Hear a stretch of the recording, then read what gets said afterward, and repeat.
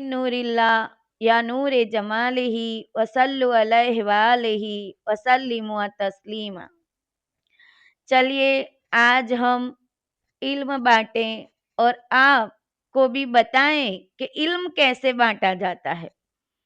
कुरान का अल्लाह ने नाम कुरान क्यों रखा है?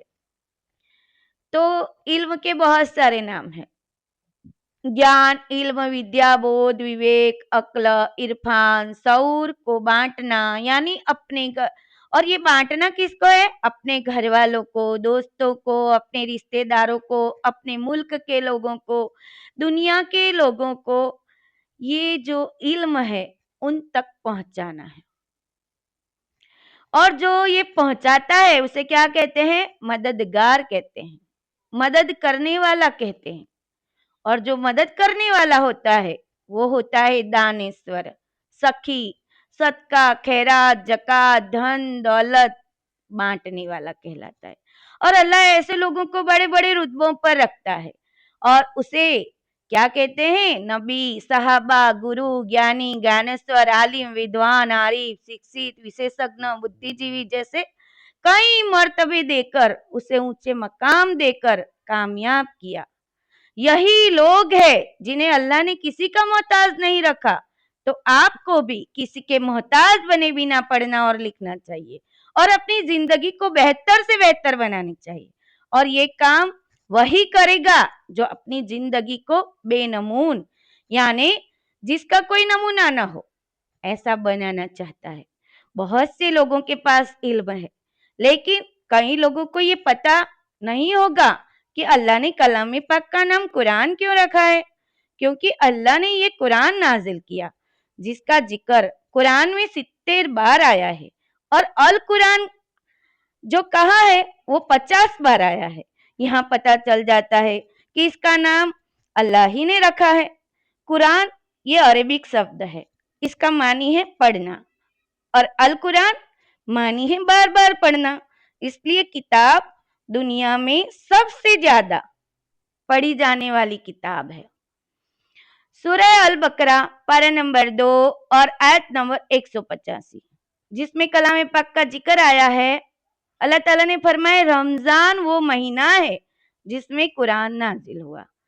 दूसरा उदाहरण यह है सूरह बनी इसराइल में पारा नंबर 17 और आयत नंबर 82 में हमें कुरान में वो चीज नाजिल करते हैं जो मोमिन के लिए शिफा और रहमत है। हम कुरान में वो चीज नाजिल करते हैं जो मोमिन के लिए शिफा और रहमत है। तीसरा उदाहरण ये दिया सूरह यूसुफ पारा नंबर 12 और आयत नंबर 2 में यकीनन हमने इसे अरबी कुरान बनाकर उतारा है जो अरबी के मूल शब्दों के रूप में भी हमारे सामने आती है, जिसमें दुनिया शब्द जो है वो 115 बार आया, जो दुनिया के हर कोने में हर वक्त पढ़ी जाती है, जिसकी वजह से कई लोग शिक्षित, आलिम और कामयाब बन चुके हैं। और इसी वजह ही से लोगों ने इस्लाम भी कबूल किया और नबी पाक सल्लल्लाहु अलैहि वसल्लम की बातों का इकरार किया और उस पर अमल किया, कलाम पाक पर अमल किया। किताब ही वो चीज है जो इंसानों को, बच्चों को, बूढ़ों को, सभी को सारी मुश्किलों का सामना करने का सिखाता है, मुश्किलों से निकालता है, कामयाब बनाता है, धनवान बनाता है, इज्जतदार बनाता है और उसका हुनर सिखाता है। ये हमें मैसेज देता है। कौन? किताब, किताबें मैसेज देती है, मैसेज देते हैं। कुरान इंसानों को सच्चाई का बयान करता है। अगर अल्लाह चाहते तो अल्लाह आगे भेजे पैगंबर और उन पर नाजिल की गई किताबों का जिक्र कुरान में करते ही नहीं। लेकिन कुरान में अल्लाह ने तौरात, इंजील, जबूरत का बयान किया। तौरात और जबूर को मूसा अलैहिस्सलाम और दाऊद अलैहिस्सलाम पर नाजिल हुई थी, जो उनकी वफात हो जाने के बाद वहां के लोगों ने अपनी बोल चाल की भाषा, उपदेश, किताबें सब कुछ खत्म करके भुला दिया था और उसकी दी जाने वाली असली किताबें, उसमें से दी जाने वाली जो शिक्षा थी, असली शिक्षा, असली उपदेश, वो सब बदल गए थे। लेकिन 20वीं शताब्दी में यह फिर से पुनर्जीवित हुई। यानी आज भाषा देखी जाती है, आज भाषा जानी जाती है और आज ये बोली जाती है, लेकिन इसमें आज बहुत बदलाव हो चुके हैं। जब जब अल्लाह ने दिए मैसेज, संदेश धुंधले पड़ने लगते हैं, उस वक्त अल्लाह ने फिर से हिदायत के लिए, गुमराही से निकालने के लिए किताबें नाजिल की, नबी भेजे।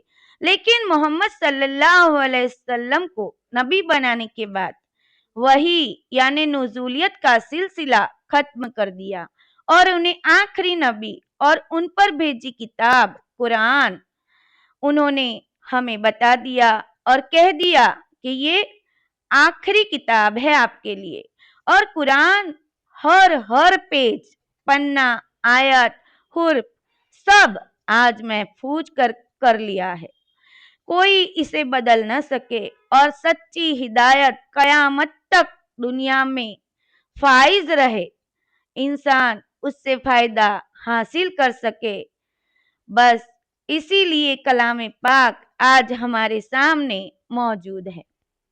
मोहम्मद सल्लल्लाहु अलैहि वसल्लम की वफात को आज 1500 साल गुजर गए, लेकिन आज भी कुरान ही पढ़ा जाता है और समझा जाता है और इसे ही सामने रखकर इस्लाम सारे फैसले कर सकता है। आए लोगों, मोहम्मद सल्लल्लाहु अलैहि वसल्लम के उपदेश को, उनको और उन पर भेजी जाने वाली किताब कुरान पर यकीन करो, समझो और पढ़ो। अल्लाह इंसानों की जिंदगी की जो उम्र है वो कम कर दी है, कब उसे माटी में मिल जाना है उसे भी पता नहीं है। समय का सही इस्तेमाल करो, जो हमको हमारे नबी इदरीस अलैहिस्सलाम ने सिखाया। कुरान की सबसे पहली सूरह इकरा नाजिल हुई। इकरा का माना है पढ़ो। यह सूरह नबी पाक सल्लल्लाहु अलैहि वसल्लम के लिए मैसेज था, पढ़ने का। कुरान में वो जमा की हुई सूरह में यह इकरा आखिरी सूरह है, क्योंकि इसमें अल्लाह ने नबी पाक सल्लल्लाहु अलैहि वसल्लम को पढ़ने का कहा है, जबकि कुरान में अल्लाह ने पढ़ने को कहा है तो उसका पहला शब्द कुरान यानी पढ़ना, जो लोगों के लिए अल्लाह ने उतारा और बयान किया, आपको इसको बार बार पढ़ना है। ये माना भी होता है कि कुरान में पहले कहा कुरान यानी बार बार पढ़ना, ये इंसानों के लिए हिदायत है, उसे बार बार पढ़ने को कहा। जबकि नबी पाक सल्लल्लाहु अलैहि वसल्लम को इकरा एक बार कहा पढ़ो।